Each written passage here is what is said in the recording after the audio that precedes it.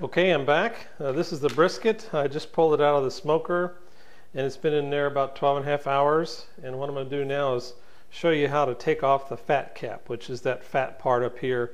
We're going to take that off and put that back in the smoker.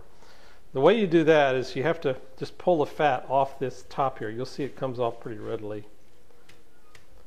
And you want to do it right away. You got to do it right now anyway. But the fat is real soft and easy to pull off. And you want to clean it up pretty well because the flat that's under there, this right here that looks really nice, the flat is going to be your best pieces of meat. So this is the kind that if you want to have dinner over, it has some people over, you can have this and it slices up really nice, like when you go to the barbecue places.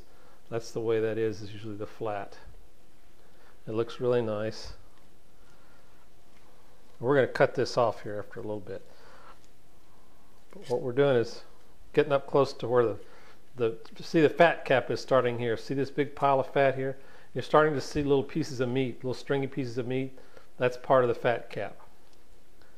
And basically, you want to kind of push back on that a little bit. I'm going to get a fork. Oh, yeah. Another thing I forgot to mention, the way you test for doneness with a brisket is real simple. You just stick the fork in, and if the fork comes out and doesn't lift the brisket up, in other words, it doesn't lift it up like that, then you know it's tender. And so it should just kind of barely lift up like that. That means it's tender, that it's done. So anyway, we're going to pull this up. And what I'm going to do is, I usually leave a little bit of lean flat underneath here, but not too much because there's a good bit of meat here.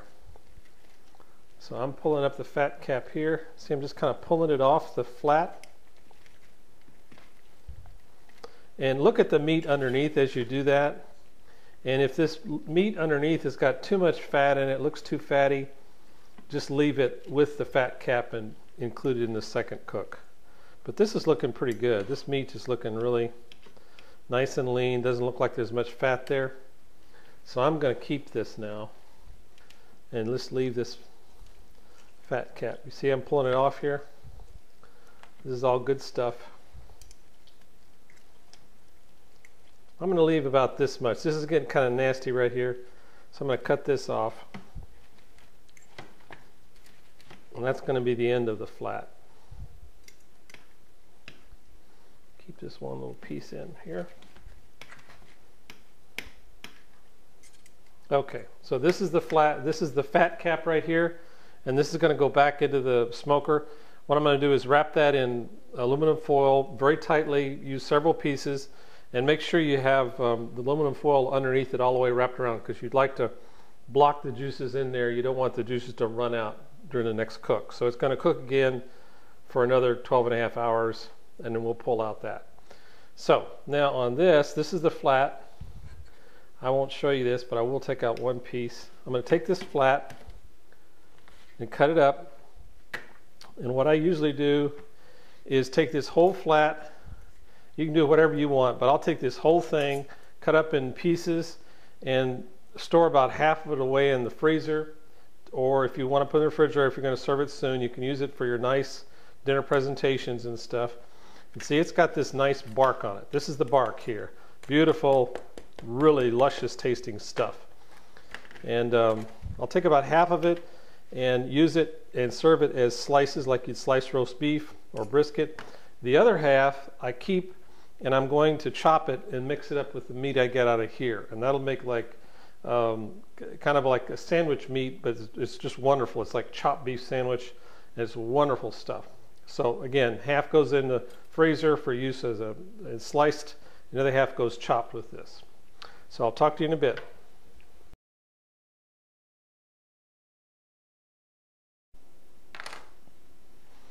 Just wanted to show you what the flat looks like when it's sliced. The dark side right here, this is the bark, which gives it really nice flavor. And inside the meat you can see little kind of spaces there. It's hard to see here, but the little tiny spaces. And what happened there was when this meat is raw, it's pretty tough because of connective tissue that's in there. And during the smoking process, since it's cooked so slow and low, it breaks down that connective tissue, so it makes it nice and tender then. So that's what it looks like. Good stuff. Thanks.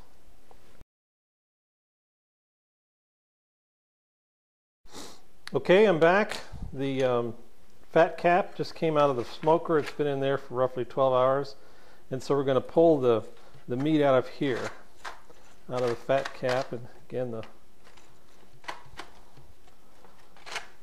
fat is nice and easy to pull off. And I don't think there's any particular right or wrong way to do this. You just have to start pulling it out. Of course, the meat is all mixed up with everything else in here. So you just have to kind of cut some out and see how it goes. I'm just going to do that.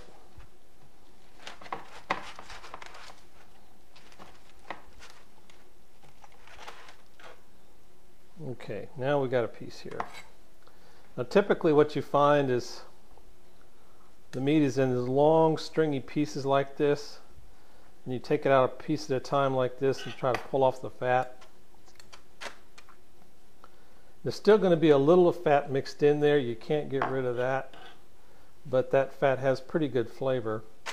And notice how this looks. You've got this long stringy piece of meat with burnt ends, and that's what we call burnt ends. And these pieces of char at the end are very flavorful.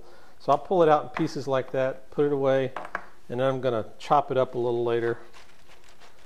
One by one, you pull it out like that.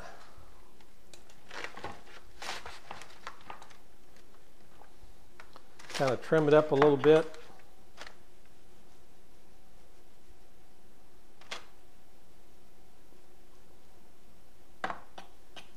So you got something you can chop up. And then look at this, and I don't know if you can see that, but you've got the charred end and you've got this darker meat right here. This is really flavorful stuff, and it makes for a really nice barbecue beef sandwich. So piece by piece you pull it out there, and I won't show you doing this. It's pretty simple. I'm going to get that, chop that up, and this is the beef that we pulled out of the flat earlier. I chopped it up, and notice I chopped it in pretty big pieces.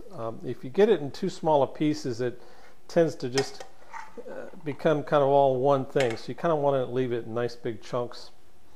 And then I'm going to add the pieces I just pulled out of the fat cap. I'm going to pull out of the fat cap and mix it all up together.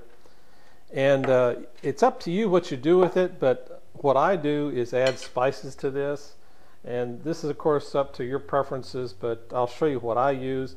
I'd be careful not to overdo it because this meat is pretty flavorful as it is. These are the spices I put in here.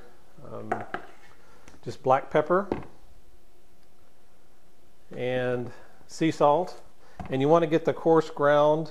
That really adds a lot of spice to it because you got these little chunks of salt in there, so I really like this stuff. And then minced onion is good. And I also like this, dried tomatoes that are in a powder form, a ground form. It really adds a nice little flavor to it. Just test it out, see if you like that. And I also like to kick it up with cayenne pepper. Again, be very careful with this stuff, but that kicks up, gives you a pepper flavor. That's an option. So use whichever of those spices you like. And again, I will serve this for my own dinners. I will serve this meat just to myself. That's what I'll have for my meat course. It's just this stuff with the spices, no sauce, no anything. There are some Texas barbecue places that still don't serve sauce because they believe the brisket in this form is in its purest form, so they don't add sauce to it. So that's it. Thank you for your attention, and I'll see you on the next video. Take care.